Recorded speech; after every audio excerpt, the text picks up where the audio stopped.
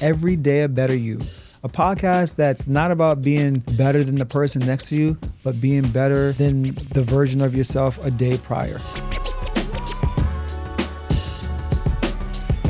Your host, Farid Johnson, accompanied by my co-host, Henri. Hello, everyone. This is Henri. A lot of people know me as Boo. Every Day a Better You.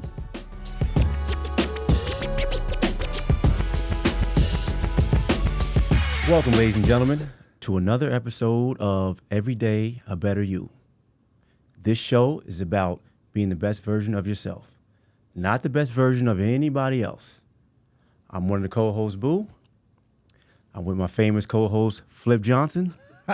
Famous. Maybe one day. Yeah, what's up, everybody? Flip back here for episode 4. That's insane, Boo. How you feel about that? So, episode 4, I guess this is becoming a real thing. Shit. We getting a lot of good feedback from the first couple. Yeah. So, this episode... I can't believe we're here, bro. But before you get into what the episode's about, I want to talk about the gym from last week. Yes. GEM, you know what I mean? So we had said, just to recap, we said that we're going to go and do something just positive, anything positive, whether it was like start pottery, class, anything, whatever it is, to like do something that's going to make you feel good. Put you in that mindset, yes. Yeah. So now we work out together all the time, right? Now I'm not as strong as you in a lot of ways. Right? Here we go. You lift a lot more weight than me. You could do all of these weird things. So I was like, you know what? You always been trying to encourage me to do a muscle up, right? Yes. And for those of you that don't know what a muscle up, that's a pull up. You go on top and you go on top. Now, I'm not going to sit here and lie to the people and say I could do a full muscle up, but I did practice it and I got a little bit further. Like I'm like right up there. I just can't get down and push up. So, that was the one thing that I did. I wanted to try something new, and I went after it. I'm not quite there yet, but I'm gonna keep going. So yeah, we definitely worked on that, and you are getting better. So, Thank you. So keep working. As far as me, I actually started a public speaking course.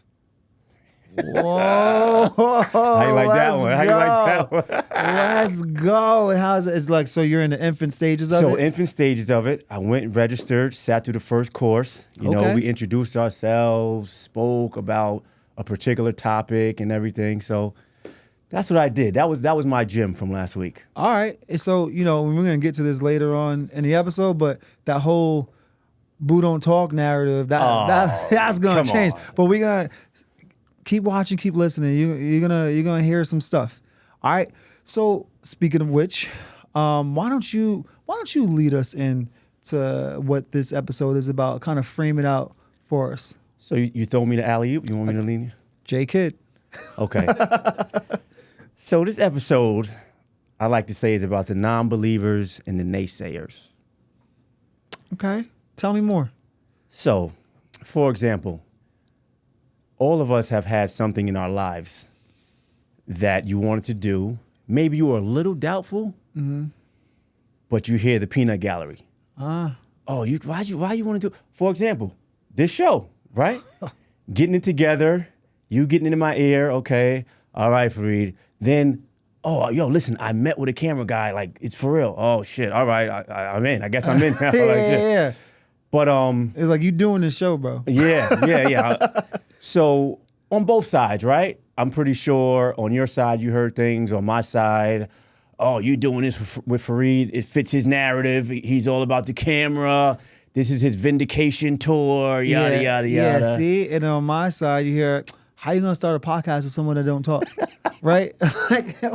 I talk. What you talking? And it be, the crazy thing is, and I wanna get into like your main like flashback, but because we have time for this. But the crazy thing is, it be those that are like the closest to you. Now you know how we are, right? You rag on your friends or whatever, right? But you would think you doing something like this, supportive, right? Right? They're just gonna right away support. Nah, they got jokes for days, right? And then, all right, cool. But what do you always say about when people joke a certain way? There's something behind that joke sometimes. Right, There's right? a lot of things could be behind a joke. Mm-hmm. And we both know that. It's not always malicious, right? Again, they're your boys. They're supposed to get on you like that. Mm-hmm. That's what it is. But when people don't see a vision that you see, it can just be like that. Like I'm hungry. I'm starving, right? Like we're hungry. Like we're trying to get out there. We got stories to tell to try to help people. We do. Right? And everyone don't see it that way. It's like, nah, I'm just gonna do my 9 to 5, do my extracurricular activities or whatever, and that's it. But I want to do more. I feel like I was put on this earth to just do more. I hear you, and I feel the same way. So talk to us, boo. So listen, I'll give you a nice example of the naysayers and the haters, right? Is it basketball related? I think you remember what I'm talking about. Yeah, we got a good one right here. So this was at least 15 years ago or so. There was a pro league that came to the tri-state area. I remember. I got a call for it. They asked, am I still around? They thought I was away, still playing or whatever. I said, no, I'm around. I started working or whatever. Well, they were saying, it's pro league. We want you to come work out, da-da-da. I go work out, whatever, make the team. So a local writer from the newspaper calls me and says, we know you're on the team. We remember you. You're a local star, whatever. Can we do a story, right? Everybody loves a story. For the people, though, before we get into that, high school you played for? Yeah, so I went to Stepinac first. Okay. At 8th grade, started getting some notoriety, whatever. Before they were like the crazy powerhouse. Right. But they were still something. Now. But they were still something. They're not like now. They're not like now. So, 8th grade, you're coming up, you're starting to get some notoriety, whatever. Mm-hmm. So I had the opportunity to go to either Brunswick Academy in Greenwich. It's money. Or Stepinac. So me being a 13-year-old knucklehead kid at the time, I took my visit to Brunswick and I said, dude, this is too far. I'm not, White Plains to Greenwich. Right. That's 20 minutes. This shit is too far. I'm not getting up extra early on the bus for 15, 20 minutes. Yeah. Went down to Stepinac. That's funny. All right. I signed up, for the test, for the exam to get in, whatever. And the head coach who brought me in, he left after my freshman year. That's a no. Frank Henderson. So, I loved all my guys over there, but I was like, you know what? White Plains kid. I'm going back to White Plains. That was no slouch either. Right. At the time, it was us. It was White Plains at the time. Yeah, man. You know what I mean? So, and your college ball, where'd you play? Yeah, so I ended up going to a smaller school, College of Mount St. Vincent, which was in your conference. We used to bust y'all ass, by the way. Nah, bro. They never beat. Boo doesn't lie, but he's lying right now. So anyway, ended up going to White Plains. Mom didn't talk to me for about 2 weeks. So her whole thing was, these people are paying for you to go and you just want to leave, yada, yada, yada. You better graduate. All that type of stuff. But I was the type of kid, wherever I went, I'll be okay. You be straight. Just my upbringing, you know what I mean? So from there, grades were an issue. It was time for me to start getting recruited. I started hearing from schools early. Right. 10th grade, played varsity, started hearing from smaller schools. 11th grade, schools got a little better, 12th grade. But my grade point average wasn't the best. Right? We all know the story. So for those that don't know, when your grade point average isn't the best, you got to score high on your SATs. Yeah, buddy. It's a sliding scale, So when your core GPA is low, you got to score higher on your SATs. Took them twice. Whatever. It wasn't for me. Listen, testing isn't for everyone. Right. You can be the smartest kid in the room and completely stink at taking tests. Absolutely. And that's more so proven now than back then. Yep. Back then, the SATs was the holy grail. Right. That was it. Yeah. SAT or bust. Yeah. So, ended up going to a smaller school, small league, which was good for me. I mean, I ran through that league, first team, all conference, team MVP, yada, yada, yada, And from there, had a stint in Germany for a little while, some traveling, and didn't work out. I was it. I came home, started working, da-da-da. So then that league started calling. Yeah, and I used to see you at the Empire. Because remember we tried out for Empires and all that kind of stuff. Every basketball place I was, you were. That's ironic, right? Yeah, it's crazy. And you were. I remember you were killing. I remember doing at Empires, and my team had to play your team. I was like, oh, I gotta play this dude. This dude don't get tired. This dude could jump out the gym. Once upon a time. Yeah. insane, yo. Yeah. So now fast forward to this newspaper article. Oh, so the writer gets in touch with me. Oh, we want to do a story. Right? Everybody loves a story, yada, yada. So unbeknownst to me, the article comes out and I'm the feature. I get the whole page. You got a whole page. I get the whole page. I remember this page. So I didn't see it yet. I'm getting calls. Yo, you got the feature. You on the whole page. I was like, what? I'm thinking it's regular high school, college Right, stuff, a little paragraph. right up. Yep. So I was like, oh, da-da-da, you know. But from that came a lot of hate. A lot of hate. Talk to me about that hate, man. So where did it start? Did it start from like people that used to play against? Because I remember I called you. I remember Yeah. opening up the paper, seeing that and being like, yo, Right. like, you know, that's one of my Right. boys. I'm Right, getting, I was right, like, yo, right. this is lit right here. And right? see the thing that got me, our time was up. Like you know what I'm saying? Like we're not high school, college, Right, no more. right, Like who right. cares? Like Right.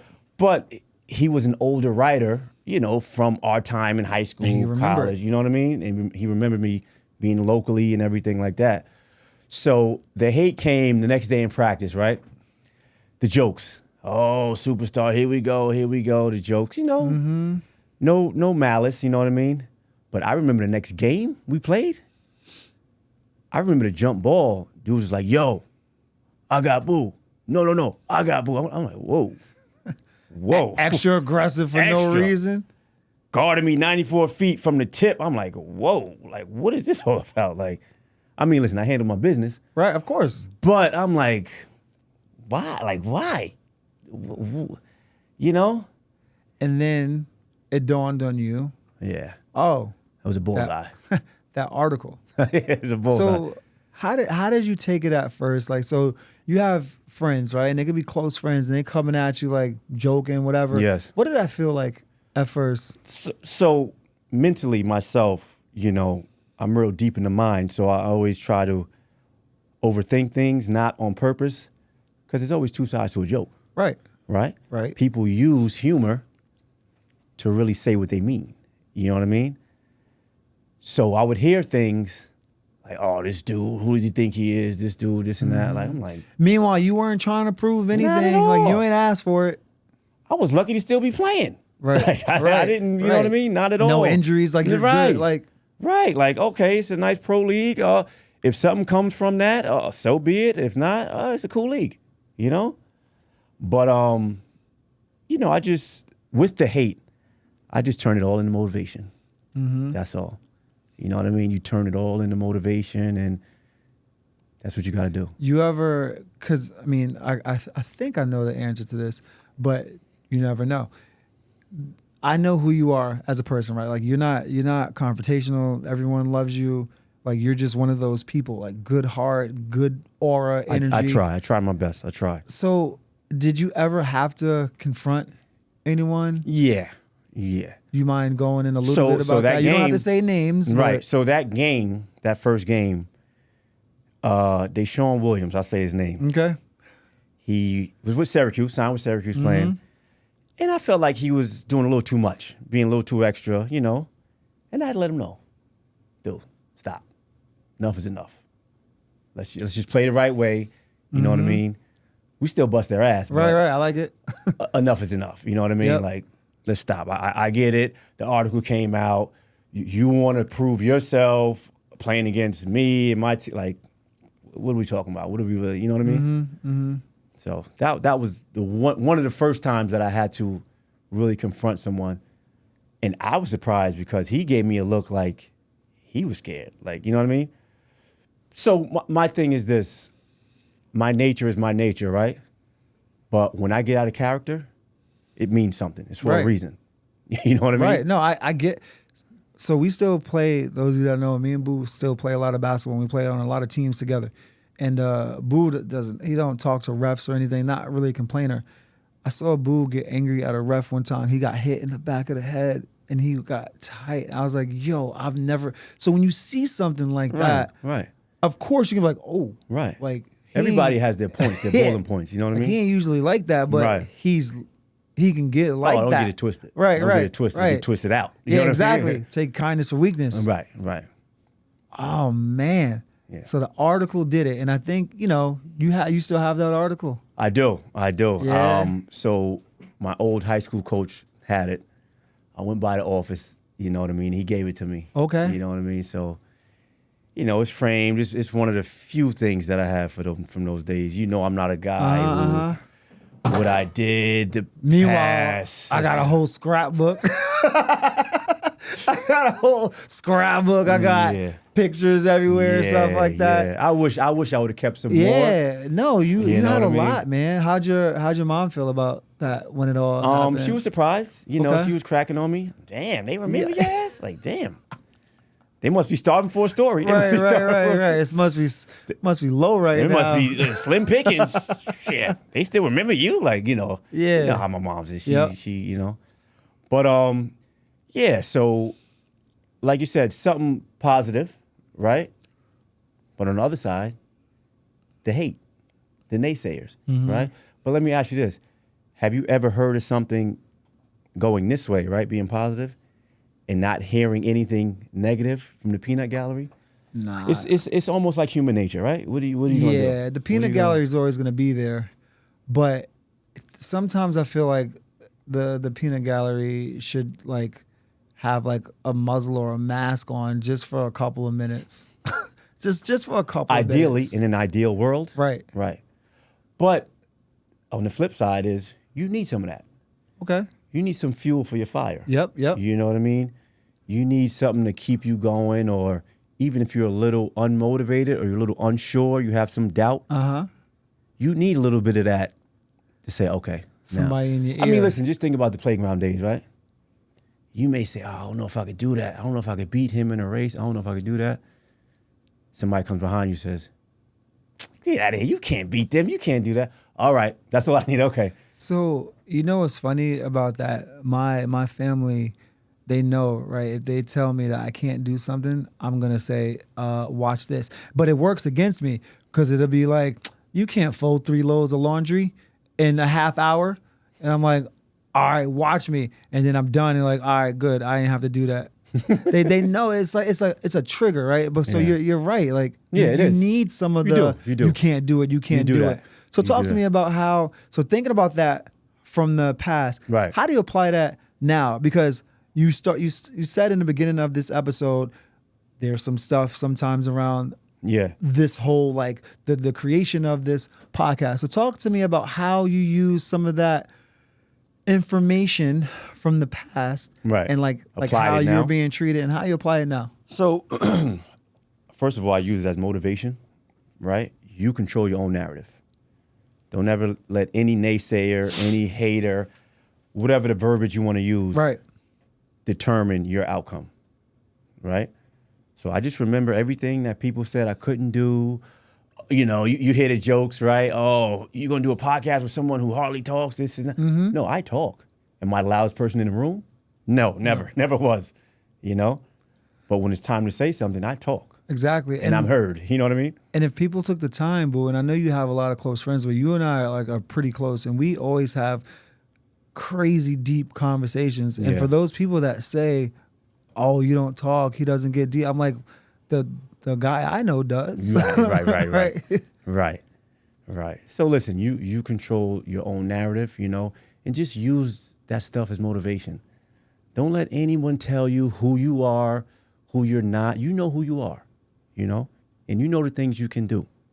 It's like that Moana song, who you are. Yeah. Where you been. Yeah. My vocals are nice, bro. Yeah. They're all right. You can use some lessons. They're all right. So you know what, my man, that leads us right into the gem of the week. What was that? What did you just say? You control what? You control your own narrative. That's what I'm talking. You control your own narrative. So I'm thinking for the gem of the week right now. Hold on, time out. Speaking of naysayers. All right. Do you remember when I was a phys ed teacher and I was making the transition to becoming a firefighter? Speaking of naysayers, what was your outlook on that? Ding, ding, ding, ding. I was probably the number one naysayer because at the time, I think I just had gotten my first principal job, or I was still an assistant principal, and you were a PE teacher in Mount Vernon. Like these are coveted jobs. Right. PE teachers, number one. Number two, in Westchester County. Yeah, I got lucky. Yep. And I was like, "Boo, what are you doing?" I was like, "Are you crazy?" Like Naysayer. Number one Hater. naysayer. Hater. But this is also proof you can't listen. I'm glad you didn't listen to me, because my man, I know we said it before, but we're gonna say it again because it's a high point. He is about to be a lieutenant in the White Plains Fire Department, and give it up for my man Boo. Thank you. So if he would have listened to me, who knows where he would have went in terms of like PE, whatever. But now he's moving up the ranks. You're doing your thing. So I'm glad you didn't listen to me. And that's you control your own narrative. Right. And even on the flip side of that, I was a little doubtful, right? Listen, I know what I went to school for. Mm-hmm. I know what I took all them classes for. Yep. And did all those demo lessons. And I knew what I had, as opposed to venturing off into something that's unknown, like, But I controlled my own narrative. I made a decision, and I went on with it. So this week, this is what we're going to do. You're going to go out there. You're going to think about something that someone said you couldn't do. Someone maybe challenged you to run a mile in under 7 minutes. You didn't think you could do it. Go do it. Someone said you can't draw a certain picture. I'm not an artist. Go do it, right? You control your own narrative. Think of something that you've been wanting to do. Right. People said, nah, you can't do that. Or they're laughing at you. They're joking on you. And you just go do it. Or it's uncomfortable to you at first. Because that's really when you grow. When you get out of your comfort zone. Mm-hmm. It's called comfort zone for a reason, right? Nothing grows there. Nothing. Look at Nori, Drink Champs. Your man is he's an avid runner. He out there running now. Come on, man. Like, all because someone was like, you can't do that. You can't do that. You ain't no runner. You can't do that. I'm telling you. I mean, it's really comical how things start, right? All it takes is for somebody to say, "Oh, get out of here, man. You can't do that." Right. You don't know about that. You can't do that. So you're saying, and we're going to wrap this up, right? So you're saying it's healthy to have a slight dose of people doubting you. Absolutely. It's human nature. It's human nature. Because look, nobody knows everything. Nobody knows every venture of life. You know how to do everything. You're comfortable doing that. There's no such thing, right? So it definitely is healthy. It definitely is healthy to have a little self-doubt. Don't let it overcome you, but it's definitely healthy to have a little bit of self-doubt. Okay. My man Boo. Oh, I want to leave with a quote. I saw it on my friend's Instagram, G. Oh, yes. They call him Foreign Poppy. He lucky I'm shouting him out right now, too. He's a character, yeah. But there was a quote that I really liked, and it said, "Farmers who wait for perfect weather never plant." Right. And it's the opportunity is never going to be the right time. It's never going to be a perfect time. There's no such thing. You're never going to be 100% comfortable. The sun is shining. It's 90 degrees. Everyone loves you. Right. It's never going to be the perfect time. You just got to take that initial step. I like it. Well, Boo, thanks as always for sharing. That was the man that doesn't talk. Right. Kicking knowledge. So let me ask you, what they going to say now? What can they say? What they going to say now? What are they going to say now? They're going to joke about this. They'll find something. They'll find something. Then they say, hey, they'll find something. Yeah, maybe my socks because they got a math equation. I don't know. They'll figure out something to talk about. They're going to say you ain't passed math class. He got math socks on. He didn't even pass math class. He got the cheat code on his socks, right? Come on, man. Like, give me a break. Right. Well, man, episode 4 is in the books. It's a wrap, huh? Yeah, man. So I want to thank you all for listening, for viewing. Remember, you can subscribe, download, like Every Day a Better You. We're everywhere. All right. Remember, this is Every Day a Better You. Real stories, real results. Every Day a Better You. Make it a great one.